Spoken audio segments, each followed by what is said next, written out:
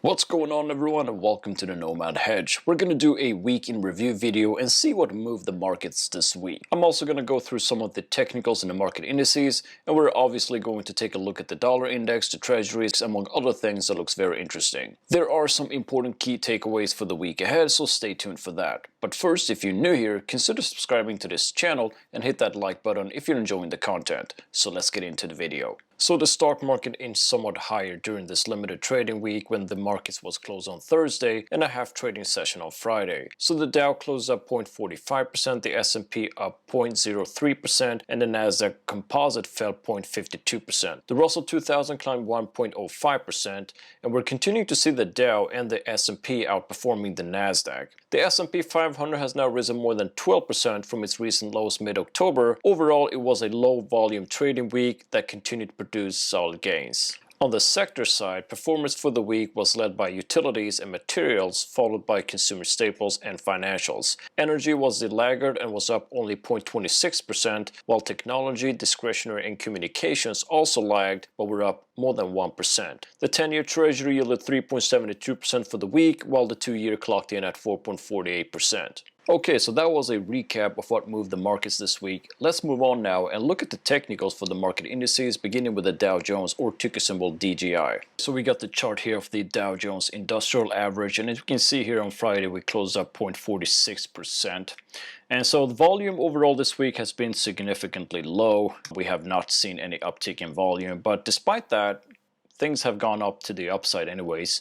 But if we take a look at some indicators here, we're beginning with the RSI above overbought levels. And the MACD is now overbought as well, but we're not seeing any signs yet of a sell signal. So the momentum is clearly to the downside following some down days here.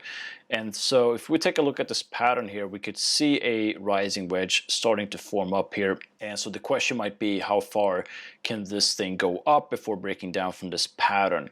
Now, if we take a look at the chart here and look at the previous high, we're almost reaching the same level here. So we found almost resistance, and we saw some sell-off at the end of the session.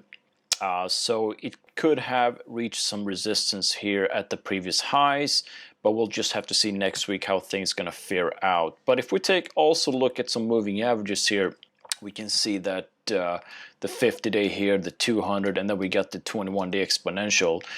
They're overextended, right? So a pullback here and test one of these moving averages would be healthy at this point. And I would rather see this thing maybe test the 21-day exponential, maybe fill up this open gap as well in the meantime, and then from there we'll just have to see if the Dow can continue to rise further. Now on the ADX, nothing here looks unhealthy, and we're not seeing any signs of a pullback as the buyers are now trending, and we're continuing to see buyers showing strength versus the sellers here. So the ADX is looking absolutely healthy. We can see maybe a little bit of a top of the money flow indicator. So maybe this could signal that a pattern is building up here and we could possibly see a breakdown. So while we at it, let's also take a look at the Dow here on a weekly chart. And so if we just gauge at this channel here, we broke above it. Now just remains the question if this is just a throwover or if this is a continuing uptrend. I mean, what are the indicators telling us here on a weekly? Well, we still have upside potential here on the RSI. We're seeing some maybe peak of the money flow indicator, but the MACD haven't shown any signs of an exhaustion to the upside. So we're seeing weekly histogram bars to the upside without any. You see here we do have some light greens, right? But this is solid here at this point, so we're not seeing anything near of an exhaustion to the upside. The ADX crossed above the 25 level, so the buyers are now in control on the weekly. Overall volume still quite low. We're seeing the 50-day moving average here on the volume side starting to slope down a little bit. On the weekly, everything is looking healthy. If we apply moving averages as well, we're above all key moving averages. And let's also take a look at how this thing is faring out on the monthly chart, which is interesting as well because we're seeing an uptake here on the money flow indicator. The MACD here, the histogram, are showing some, well, we did have an exhaustion to the downside here, and now we're just seeing this thing closing into a buy signal on the monthly. So if we have a buy signal on the monthly, on the weekly, on the daily, we're pretty much in a bull uptrend, right? Now remains the question if this is just a, a test of the secular trend, or if this is going to perhaps break down and we could possibly see another test of this secular trend. But that's just too early to tell at this point. So we'll just have to see next week how this volume is going to fare out. Honestly, I mean, by taking a look at the technicals here, I could assume that a lot of traders might want to take some profit at this point. We do have some events coming up next week, so that could be a trigger for something. But technically speaking, on a daily, we are overbought on the RSI. So that could suggest that we could see some selling next week by just looking at the technicals itself. Moving on to the S&P 500, or the ticker symbol SPY.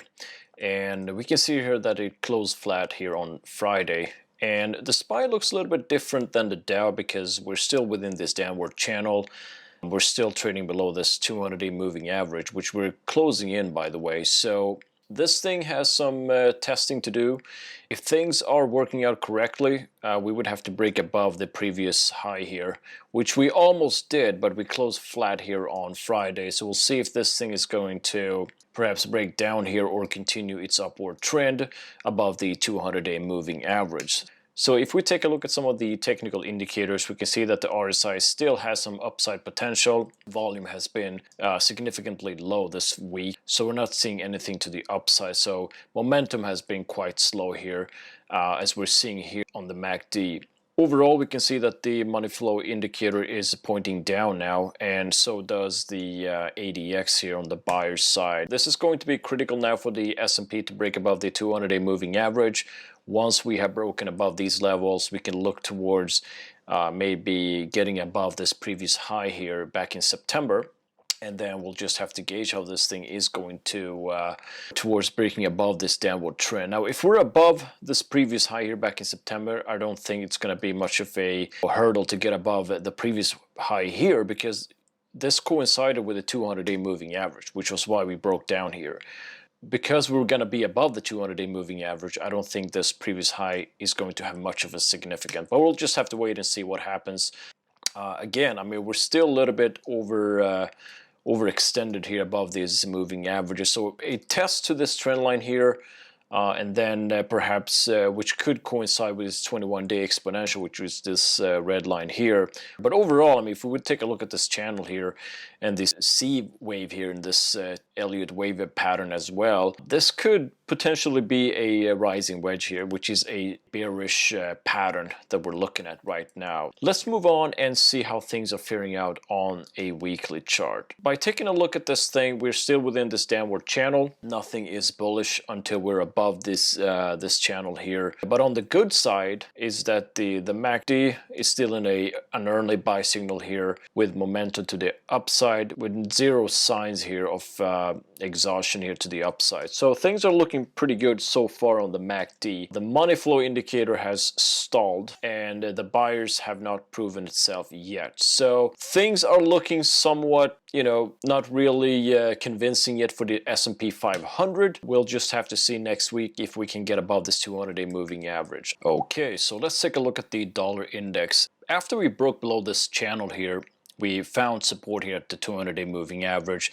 Then we continued to see some sell-off here during last week. So the technicals are now telling us that we're reaching oversold levels here, and we're reaching almost an exhaustion here on the MACD, closing into a buy signal. As we can see, buyers are trying to step in here on the ADX. But I don't see any bull trend for the dollar index for now, possibly seeing a sideways action here for the next couple of weeks, and then maybe breaking down, perhaps testing the Fib 0.618 in the near future. So the 200-day moving average is going to be the key to watch. Any break below this thing is going to mean that the long-term trend for the dollar index is now over, and that might roll over even faster, breaking down this long-term moving average. So for now, I still think that we could see some upswings here before we're seeing a complete breakdown. So if we take a look at the dollar index here on a weekly chart, we can see solid support here at the Fib retracement 0.5. So now we've been moving higher last week, but this is just going to remain the question if this is going to be a sideways action before we continue to step down further. And to sort of like confirm that, we can see that the MACD, for instance,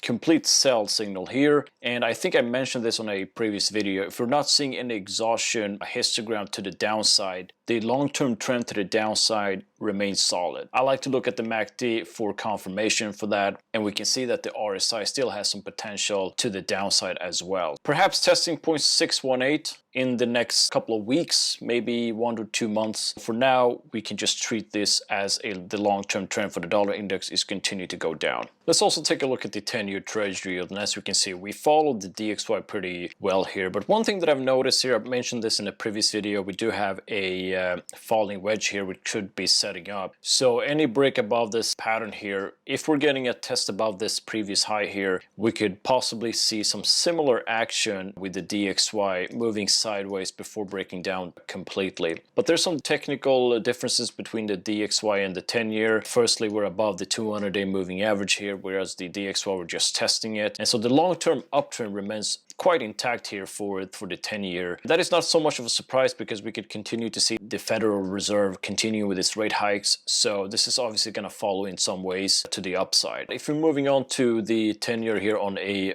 weekly chart, we can see that there is also a pattern building up here, a rising wedge. If this thing's going to break down, we're going to follow the DXY pretty neatly here. But there is a possibility we could see another leg up before breaking down here. We'll just have to see if the DXY and the treasuries are going to go both the ways. And so the reason why I believe there's a possibility, because traders typically look at the dollar index and they look forward. We're just going to sell off now because we know that the Fed is going to near its terminal rate and maybe pivot at some point in the near future, whereas the dollar index is more dependent on government spending money, and the more deficit they run up, the more they're going to try to make sure that yields remain high. And since the Fed is no longer a buyer, they're going to make sure that they need to keep the yields high. But there's also some technical things to consider here. The more times we're testing a trend line here, the weaker it gets with time. And we do also have a solid sell signal here on the MACD. So maybe this time we could break this down. RSI also still has some potential